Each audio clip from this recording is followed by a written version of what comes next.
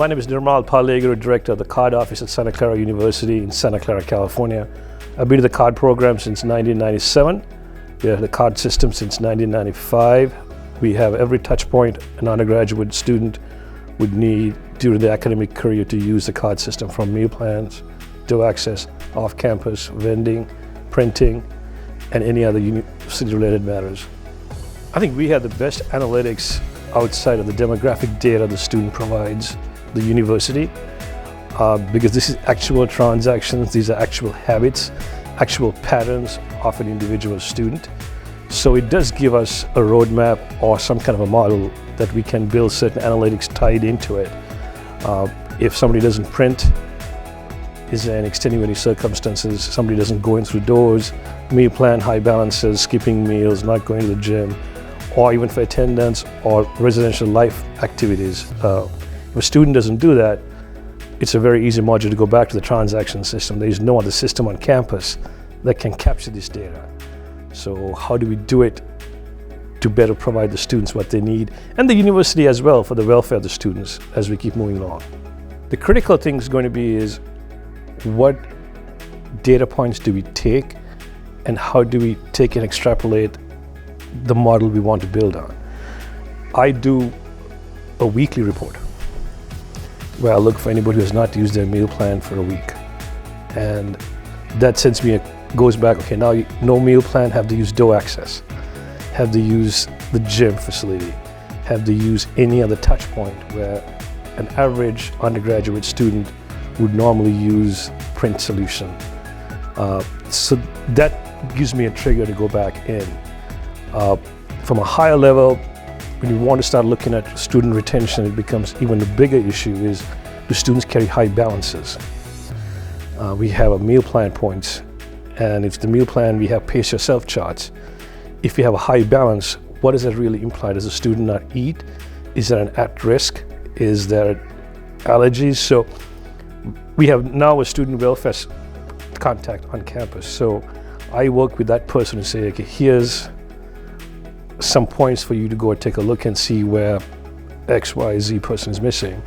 And then at the same time, we have students who don't have money, who are on the meal plan points, and who, even at Santa Clara, we just launched a meal insecurity program where we will put money into their plans to cover the meal points or the cost till the end of the academic term. So it goes both ways. I think it's how we use the data and how we make it individualized to support the cause or the reasons we want to look for. We had some incidents that happened on campus about 3 years ago, and that really brought the student welfare to a forefront on how we manage depression, not coming to school, other various activities that are kind of counterproductive to a student's career success at Santa Clara. So that brought in a welfare component that we were missing to formalize this whole process. We have a very few student housing off campus that the students live and they have tied to the CARD system and everything else. They don't have a meal plan. We created a welfare office, like an outreach coordinator that manages 25 properties, and the students go to that office if they have issues, or whether it's landlord related or something related to the community, or how we can communicate back and forth. That was one step the university took. The other part was the welfare, the actual welfare of the student. Not used as a card. Why was it delayed? If the student coming in, we do a census the first week. If the student is missing that week, they can go and see, did the student come back, or did the student say they're coming to campus and not come to school? So it's on a case-by-case basis. It's not an ad hoc system that we run out there. I had a student a year ago, had a very high balance, and wanted to find out exactly what's going on. I can see the student using to get in and out of the residence hall. I can see the student making print allocation usage, Malice Center, the gym center, but I found out her meal plan was high. And I had informed housing, who informed the RD, and finally see the student had some food allergies that was not addressed with food service.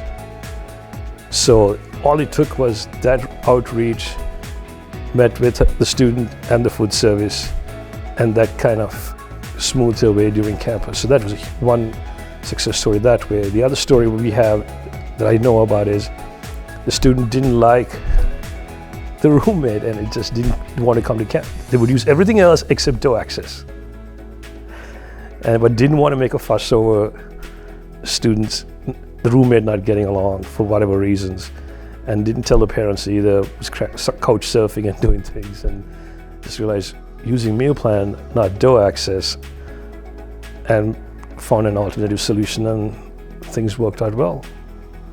I think given the touch points, I think it's super critical to understand what data we have and then build a module to tie it around it. To go to the granular level, do the students just order coffee and pastries, or do the students actually have a meal on campus? Do the students use laundry, frequency, printing, is it periodic? Then you can extrapolate that data that we have in our systems for undergraduate, major. You can start diving into class rosters, see what kind of classes do they take, what the experience is. The Learning Commons, we have late night access where students need to swipe to get into the Learning Commons open till 2 in the morning. Does a student utilize that functionality? So I think we can build a very robust profile, and given the analytics we have, not only on the transaction system, but on the point of sale system. We can tie a transaction to what they eat to a point if you want to really go back to it. So you can really build something very unique and build data profiles on usage to see what we're going to do as we move forward.